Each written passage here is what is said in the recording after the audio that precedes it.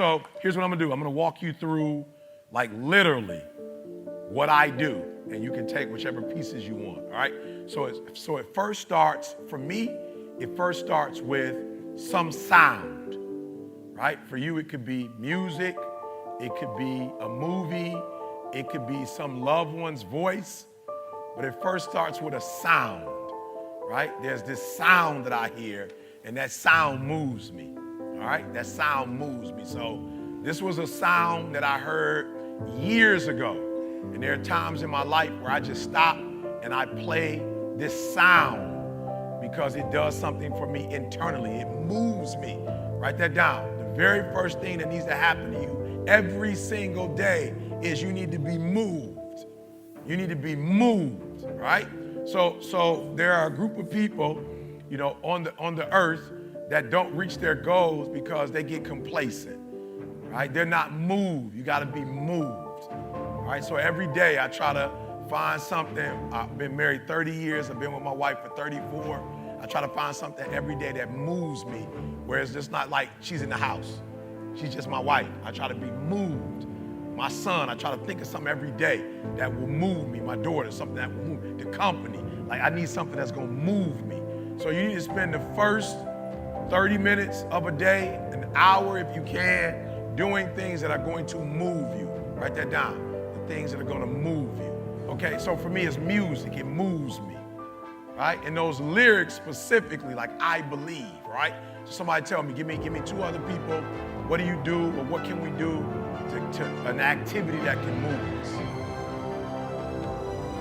Good. Actually moving, exercising. Good. Write that down. Laughing. Good. Who said that? Good. What can we do to make us laugh? Okay, do.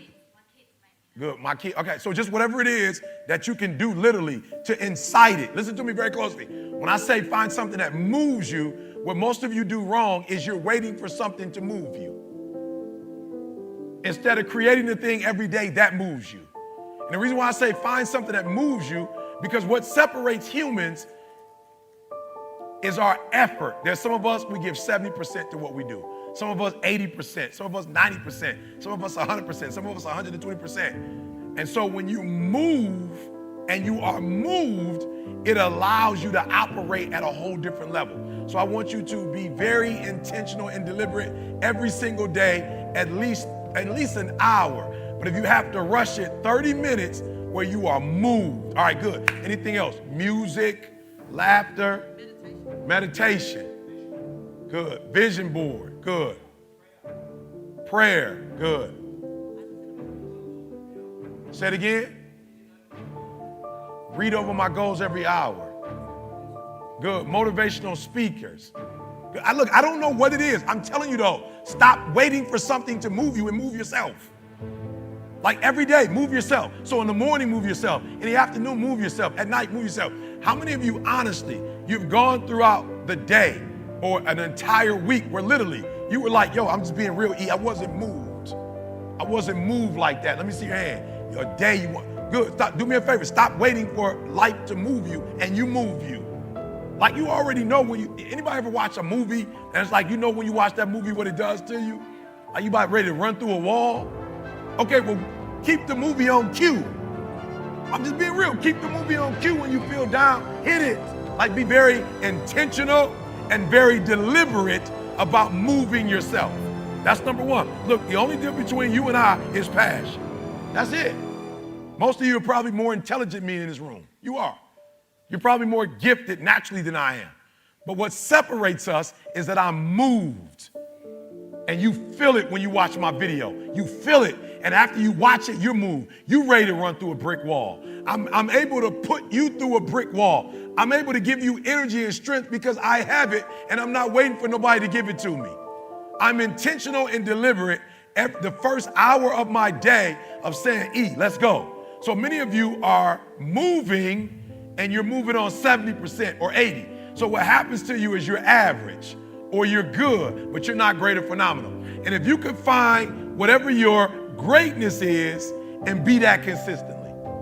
Good. All right, talk to me in the rooms. How many of y'all know, you know what your greatness is? Let me see your hand. You know what your best day is. You know what that looks like when you high. Let me see your hands. You high.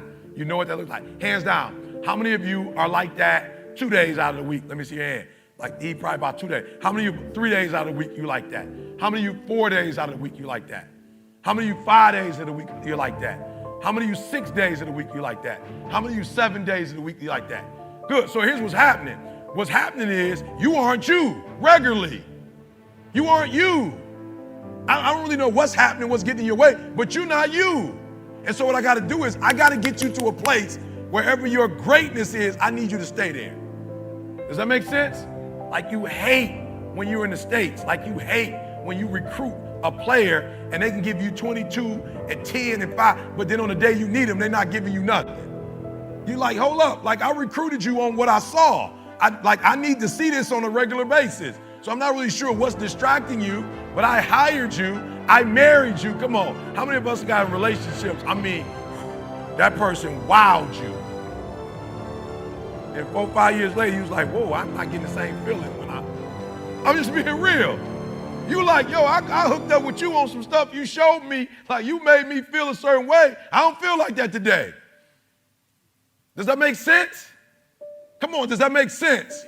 So I'm able to be in a state of marital bliss because I know what moves my wife, and I'm trying to do that on a regular basis.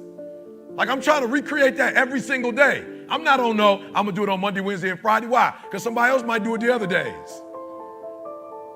No, you're not hearing what I'm saying. I'm not trying to wow my wife on Monday, Wednesday, and Friday so some other dude can come do it on Tuesday and Thursday and the weekends. One off day can switch, it can turn everything around. You've ever watched a match? You ever watched a match before? One point could change the course of history. Just one extra point.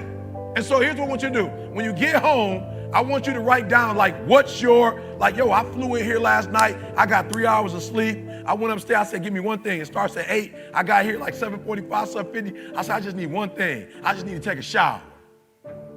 Just give me a shower. They're like, but E, you only operating on 3 hours of sleep. You was up like 3 or 4 o'clock in the morning because it was your daughter's birthday. Like, go take an hour. I'm saying, I don't need no time. I know what my best is. I'm going to come downstairs and do my best. Like, I already know what it looked like. I already know what it feels like. I've done it before. I see it. Just give me the mic. That's all I need. I don't need no sleep. In my mind, I know what my best work is. In my mind, I know what my best performance is. In my mind, I know the content. And I've actually spoken here more when we're in the States, because in the States, everybody kind of knows everybody, so I don't have to work as hard. They put me on like, you got to go an hour here, 2 hours here. You got to end it. No sleep. Let's go. Why? I know what my best looks like, and at any time I can produce it. Your problem is you know what your best is, but you can't produce it consistently. You're your biggest problem. So I want you to write down your best day right now. What does that look like? What does it feel like? Like when you at your best, what does it look like? What does it feel like? What does it smell like? When you at your best, write it down. What does that look like? What does it taste? What does it feel like? All right, then I want you to ask, what do you attract when you're there? What do you attract? Right? So I'm listening to that song, and I've got a song that I listen to by Tasha Cobbs. I'm getting ready. Right? I'm getting ready. Watch this. So let's go over those lyrics real quick. I want to show you something real quick. I'm getting ready, right? Watch this. So the first word, and here's the challenge, is most of you are not ready for what you wrote down, what you want. You're not ready for it. So my grandma used to tell us all the time, like before she cooked, she cleaned. And she brought out the best china when the company would come. She actually was weird. It's not like cooking today. My grandma would actually prepare the house. She would get the house ready for cooking. It's the craziest thing. Like, we ain't on that no more. I'm just like, just go get the food, bring the food in. Like, I don't even know where we're eating it at. We eat in the car, living room, I don't care. My grandma had a spot in the kitchen. You always ate at the kitchen table. And so she would prepare the kitchen table. And we had to get ready. The problem with most of you, listen to me, the first thing is you are moved, but you're not responsible for your move. Everything is external that moves you. Now I want you to start moving yourself internally. I want you to be able to push your buttons and not let anything else push your button. Like, I'm just being real. You hear people say all the time, like, yo, E, bruh, I was feeling it, now I ain't feeling it. That's on you. Like, you control your feelings. Don't nobody else control your feelings. So when you tell me I ain't feeling it no more, it don't got nothing to do with something internal, external. It's something internal that you ain't pushing no more. It wasn't a car or a house that pushed you. You pushed you. Let me say it one more time. It wasn't the house or the car or the money that pushed you. You pushed you, but you told yourself it was those things.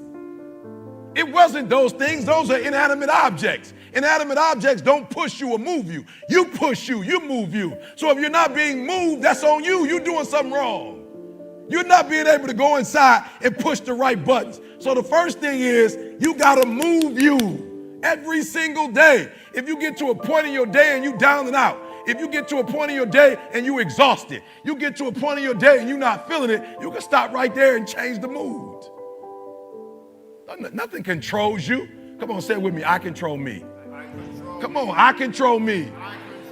If you think that's a lie and you think something else controls you, let me see your hands. You're like, nope, I don't really control me.